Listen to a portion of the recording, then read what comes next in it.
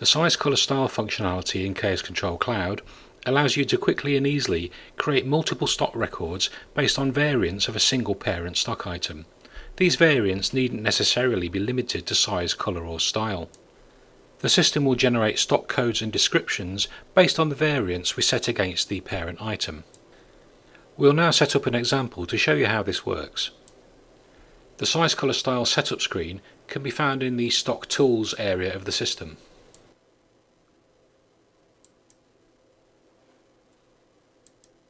Here we can see a list of our existing SCS parent items. The first thing we need to do is to create our new parent item by selecting New Stock Item. We'll now enter our code, description and stock type.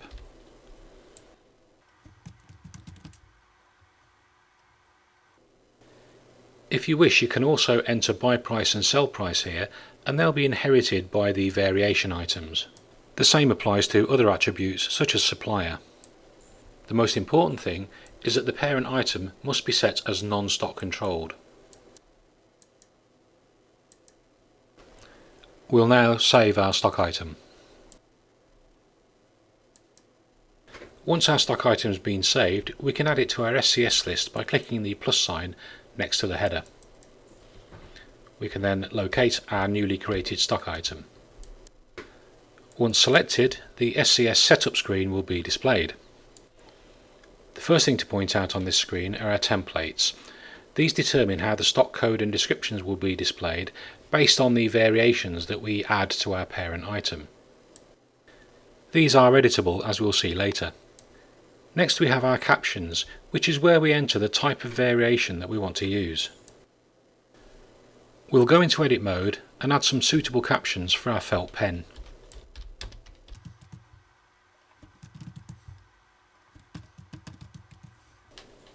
We'll now define the variants for each caption. Note that you can have up to 4 different types of variant. Under the level 1 caption of tip size, we'll add in the tip sizes we have available.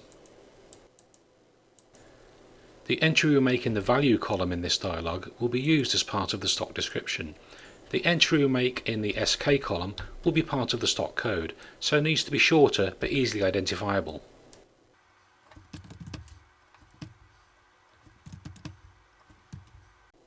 We'll now do the same for our other variants of colour and pack size.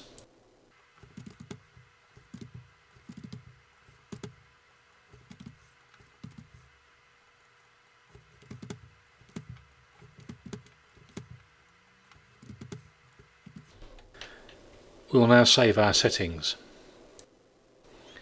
You'll notice that the level 2 variants are only linked to the third value in the level 1 variant. The same applies to the link between level 2 and level 3. We want all our variants to be linked to each other so that we create stock items for any possible combination of tip size, colour and pack size. We do this first of all by green selecting all the elements in level 2, and we then double click to add them to the buffer zone immediately above. We then click on Apply Buffer Values. This will make sure that all 3 elements of level 2 are linked to all 3 elements of level 1. We can now repeat that process with level 3.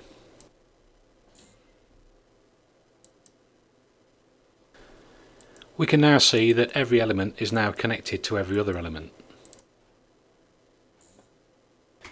We can now use the Actions button to generate our stock items.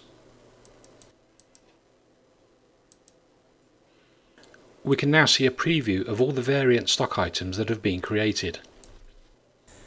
During the setup process, it's possible to delete certain variants that may not be available by using the Delete button.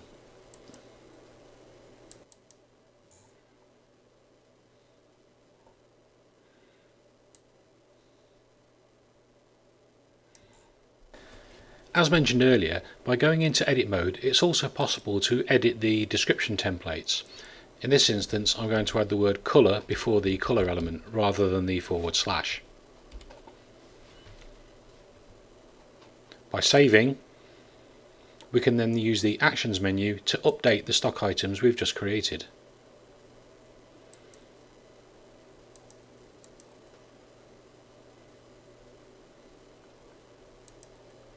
and as you can see, the descriptions have been updated. By viewing the stock record of one of the variations we've created, we can see the stock code that's been generated and also the description. By going to the Options tab, we can also see that this is a stock controlled item. By using the Actions menu, profiles can also be copied from one parent stock item to another.